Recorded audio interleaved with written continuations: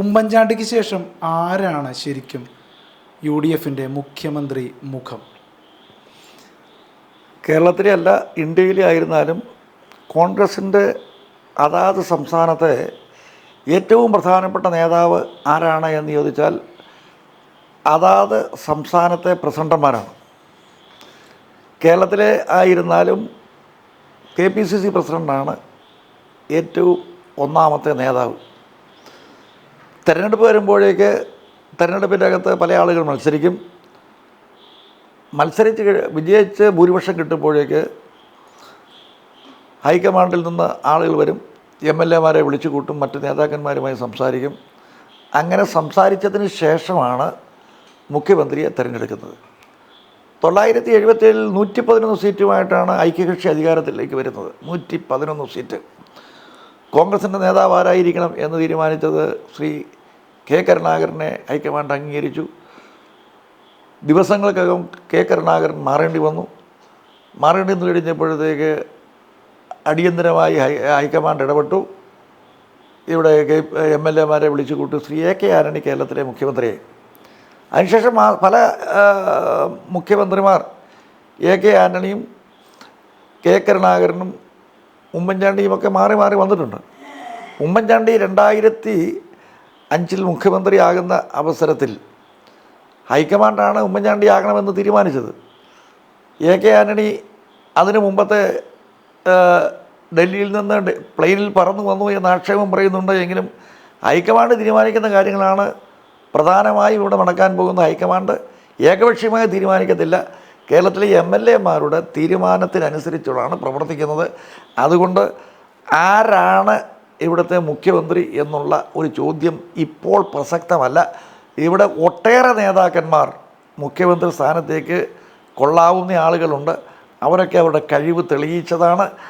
അവർ അധികാരം കിട്ടിയാൽ, ഭൂരിപക്ഷം കിട്ടിയാൽ അതിലാരെയെങ്കിലും മുഖ്യമന്ത്രിയാക്കും.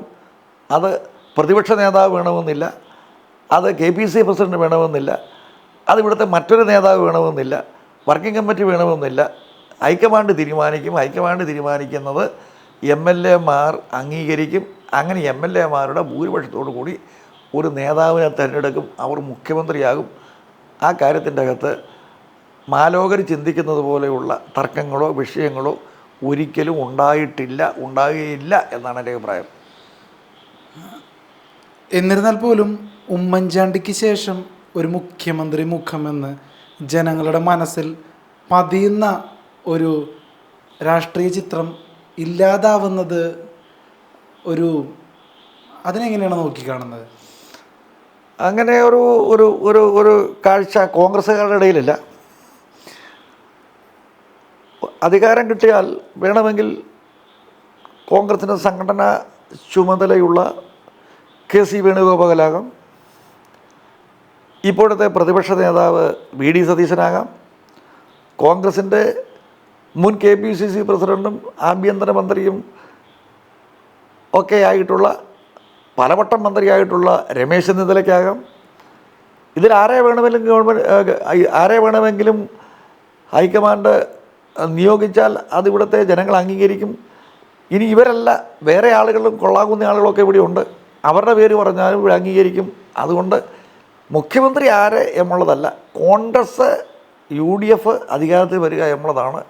ആ അധികാരത്തിൽ വരുന്നതിന് വേണ്ടി ജനങ്ങൾ ഒറ്റക്കെട്ടായി ഇത്തവണ വോട്ട് ചെയ്യും എന്നാണ് എൻ്റെ വിശ്വാസം. പ്രിയങ്ക ഗാന്ധി കേരളത്തിൻ്റെ മുഖ്യമന്ത്രി ചുമതലയിലേക്ക് വരാൻ എന്തെങ്കിലും സാധ്യതയുണ്ടോ? കാരണം കേരളത്തിൽ നിന്ന് വിജയിച്ച് വളരെ സന്തോഷത്തോടുകൂടി കേരളത്തിലെ എല്ലാ രാഷ്ട്രീയ ചിത്രങ്ങളിലും പ്രചരണങ്ങളിലൊക്കെ നിറഞ്ഞു നിൽക്കുന്നൊരു മുഖമാണ് പ്രിയങ്ക ഗാന്ധിയുടേത്.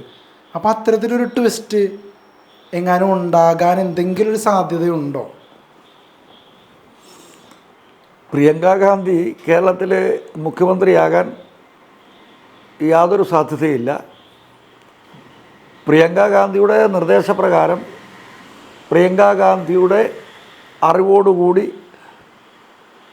ഉള്ള നേതാക്കന്മാരായിരിക്കും മുഖ്യമന്ത്രിയാകുക എന്നുള്ള കാര്യത്തിൽ യാതൊരു തർക്കവുമില്ല.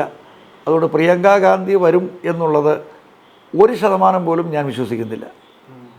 അല്ല അത് ചില ജനങ്ങളിൽ അങ്ങനെ ഒരു ചിന്തയുണ്ട്. ഇന്ദിര സോണിയ പ്രിയങ്ക ഗാന്ധിയെ മുഖ്യമന്ത്രിയായി വരാൻ കേരളത്തിലെ ജനങ്ങൾ ആഗ്രഹിക്കുന്നുണ്ടോ എന്നുള്ള കാര്യത്തിൽ യാതൊരു തർക്കവുമില്ല. പക്ഷേ ഇവിടെ മത്സരിക്കണോ എന്ന് പോലും തീരുമാനിക്കാൻ പ്രിയങ്ക ഗാന്ധി പലവട്ടം ആലോചിക്കേണ്ടി വന്നു.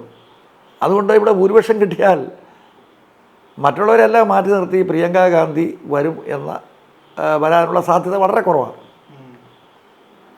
രാഷ്ട്രീയപരമായി നോക്കുമ്പോൾ അതൊരു ക്ലിയർ ആയിട്ടുള്ള കാര്യമാണ്. വരാൻ ഒട്ടും തന്നെ സാധ്യതയില്ല. പക്ഷേ പ്രിയങ്ക ഗാന്ധിയുടെ അറിവോടുകൂടിയുള്ള ഒരാൾ തന്നെയായിരിക്കും കേരളത്തിൻ്റെ മുഖ്യമന്ത്രി പദം അലങ്കരിക്കുക എന്നുള്ളത് അല്ലേ. ഈ LDF ഈ ഒരു കാര്യത്തെ രാഷ്ട്രീയ ആയുധമാക്കിയാലോ, അതായത് UDF പറയാനൊരു മുഖ്യമന്ത്രി സ്ഥാനാർത്ഥി ആര് എന്നുള്ളൊരു ചോദ്യത്തെ, അല്ലെങ്കിൽ അവരുടെ തന്നെ ഈ കസേരകളി എന്നൊക്കെ പറയുന്ന വിമർശനങ്ങളെ തന്നെ LDF ഒരായുധമാക്കിയാൽ അത് UDF കോട്ടം ചെയ്യുമോ? LDF അങ്ങനെ ആയുധമാക്കാൻ യാതൊരു സാധ്യതയില്ല. അങ്ങനെ ആക്കിയാലും UDF യാതൊരു കാരണവശാലും കോട്ടം ചെയ്യുകയില്ല. ആ കാര്യത്തിൽ ഇത്തവണ മുഖ്യമന്ത്രി എന്നുള്ളതല്ല പ്രശ്നം, പിണറായി വിജയനെ മാറ്റുക എന്നുള്ളതാണ് പ്രശ്നം. പിണറായി വിജയനെ മാറ്റാനും LDF മാറ്റാനും ജനങ്ങൾ വോട്ട് ചെയ്യും. അത് എല്ലാ വിഭാഗം ആളുകളും അതിനുവേണ്ടിയുള്ള നിലപാടാണ് സ്വീകരിക്കുന്നത്. പിണറായി വിജയനെ മാറ്റുക എന്ന് പറയുന്നതിനോടൊപ്പം തന്നെയാണ് എപ്പോഴും ഈ ചോദ്യം വരുന്നത്. ശരി, പിണറായി വിജയനെ മാറ്റിയാൽ ആര് എന്നുള്ളൊരു ചോദ്യം UDF കൈകളിലേക്ക് ഭരണം പോകുന്നു. അപ്പോൾ ഇത്തരത്തിൽ പിണറായി വിജയനെ മാറ്റിയാൽ കേരളത്തിൻ്റെ നാഥൻ ആര്, ആ ഒരു ആംബിയർ ഉള്ളൊരു നേതാവ് എന്നൊക്കെ പറയുന്ന ആ ഒരു ചോദ്യം ഇപ്പോഴും നിൽക്കുന്നതാണ് നമ്മളുടെ ഇപ്പോഴത്തെ ഒരു ചർച്ചാ വിഷയം. അത് ഇപ്പോൾ പറയുന്ന പോലെ KC വേണുഗോപാൽ, രമേശ് ചെന്നിത്തല, VD സതീശൻ, ഈ 3 പേരിൽ ഒരാൾ തന്നെ ആവുമെന്ന് വിശ്വസിക്കുന്നുണ്ടോ? ഒരു ഗസ്. ഇല്ല, ഈ 3 പേരാകണമെന്ന് നിർബന്ധമൊന്നുമില്ല, വേറെ ആളുകളാകാം. ഇതിൻ്റെ അകത്ത് കൊള്ളാവുന്ന ഒട്ടേറെ ആളുകൾ ഉണ്ട്. പലവട്ടം MLA ആയിട്ടുള്ള ആളുകളുണ്ട്, പലവട്ടം മന്ത്രിമാരായിട്ടുള്ള ആളുകളുണ്ട്, കഴിവ് തെളിയിച്ച ആളുകളുണ്ട്. അതുകൊണ്ട് ഇവർ തന്നെ ആകണം എന്ന് നിർബന്ധമൊന്നുമില്ല. പക്ഷേ ഇത് 3-ൽ ഒരാളാകാനാണ് ഏറ്റവും കൂടുതൽ സാധ്യത എന്നാണ് എൻ്റെ വിലയിരുത്തൽ. ഇത് വളരെ പോസിറ്റീവായിട്ട് ചിന്തിച്ചു കഴിഞ്ഞാൽ UDF അങ്ങനെ ഒരു ഇത് വളരെ പോസിറ്റീവായിട്ട് ചിന്തിച്ചു കഴിഞ്ഞാൽ UDF അങ്ങനെ ഒരു ഇത് വളരെ പോസിറ്റീവായിട്ട് ചിന്തിച്ചു കഴിഞ്ഞാൽ UDF അങ്ങനെ ഒരു ഏകപക്ഷീയമായ ഒരാൾക്ക് വേണ്ടി മാത്രം നിൽക്കുന്നൊരു സിസ്റ്റം ഇല്ല എന്ന് വളരെ പോസിറ്റീവായിട്ട് പറയാം. കാരണം LDF വന്നാൽ പിണറായി വിജയൻ തന്നെ എന്ന് പറയുമ്പോൾ UDF അങ്ങനെയൊന്നുമില്ല. ചിലപ്പോൾ സതീശനാവാം, വേണുഗോപാലാവാം, ചെന്നിത്തലയാവാം, അല്ലെങ്കിൽ മറ്റാരെങ്കിലും ആകാം എന്നുള്ളൊരു സ്വാതന്ത്ര്യം UDF എന്നൊരു പോസിറ്റീവ് ആസ്പെക്റ്റ് കൂടി ഇതിലില്ലേ? ഉണ്ട്, കാര്യത്തിനകത്ത് സംശയമൊന്നുമില്ല. പണ്ട് കാലത്ത് കോൺഗ്രസിൻ്റെ മുന്നണിയായിരുന്ന ഐക്യകക്ഷി ഉണ്ടായിരുന്ന കാലത്ത് അന്നത്തെ മുന്നണിയുടെ ഭൂരിപക്ഷം MLA മാരും കോൺഗ്രസിൻ്റെ ആയിരുന്നു. പക്ഷേ PK വാസുദേവൻ നായർ മുഖ്യമന്ത്രിയായി, ഘടകകക്ഷികളെ മുഖ്യമന്ത്രിയാക്കി. അതിനുശേഷം കാലം മാറിക്കഴിഞ്ഞപ്പോഴത്തേക്ക് മുസ്ലിം ലീഗിൻ്റെ നേതാവ് CH മുഹമ്മദ് കോയ മുഖ്യമന്ത്രിയായി. അന്നത്തെ MLA മാരിൽ ഭൂരിപക്ഷം കോൺഗ്രസ്സാണ്. അതുകൊണ്ട് UDF ആര് മുഖ്യമന്ത്രിയാകും എന്നുള്ളത് പ്രസക്തമല്ല. പിണറായി വിജയനെയും LDF മാറ്റുക എന്നുള്ളതാണ് ഏറ്റവും പ്രധാനമായ പ്രസക്തമായ കാര്യം. അതുകൊണ്ട് അത് നടക്കും. അതാണ് ഞങ്ങളുടെ പരിശ്രമം.